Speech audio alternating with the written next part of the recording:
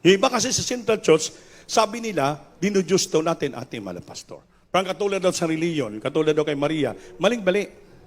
Ay, yung prayer ng sa reliyon, iba naman eh. Hail Mary, full of grace. Hindi naman natin, ano ba yung Hail Mary? Pinupuri ka namin, Maria, puno sa grace. Hindi naman natin pinupuri ang Panginoon mga pastor dito. We are not hail our beloved pastor. Hindi natin sila, sinasambay natin sila papurihan. We're not hail them. Yan ang hindi maintindihan ng mga Kristiyano, kaya tatalaga sa huling araw, delikado. The tragedy of departing the faith. Ang atin dito sa unang sakripisyo at panalangin ng lila at bunga ng ilang panalangin noon pa man hanggang ngayon, hindi nagbabago because the Bible say we give them double honor and respect those who labor in prayer and fasting of our soul. Obey them who rule over you. Respect them. Love them, esteem with all our heart. Grabing pagmamahal, pagsunod, ipakita siya. Yun po nakasulat sa Biblia. Kaya ngayon, maraming hindi nakaintindi. Yan ang totoo talaga. Ito po ay palaala ng Diyos sa atin. Kaya nung nakita sa social media, huwag kayo mag-like, huwag kayo mag-anod komentaryo, kabasi isa kayo madeceive. Kaya sabi dito, sa 1 Timothy 4, 1 and 2, the sermon addresses the sobering reality of apostasy.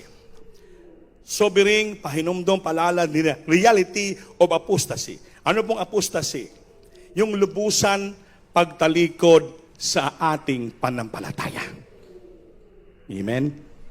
Apostasy mean lubusan na pagtalikod sa Diyos, sa reliyon o sa ating panampalataya. So some departing from faith. Iba napalayo sa panampalataya kay Kristo to follow deceitful lust. Sumunod sa mandarayang espiritu. Amen. False doctrine, maling doktrina. Unsearched conscience. Anong search? Tuyong-tuyo na yung puso, konsensya, budhi nila, kaya wala ng Holy Spirit. Pag wala ng Holy Spirit, yung puso mo, wala ka ng Holy Spirit. Search na ba? Search conscience. Tuyo na yung budhi mo, konsensya mo. Kaya dali ka madaya ng kaaway. Kaya dito pag sumamba tayo, mga minamahal, palagi sikapin natin mabasa at mapuno ng Holy Spirit ang ating puso. Luluha ang ating mga mata. Awas-awas nga lakad sa presensya.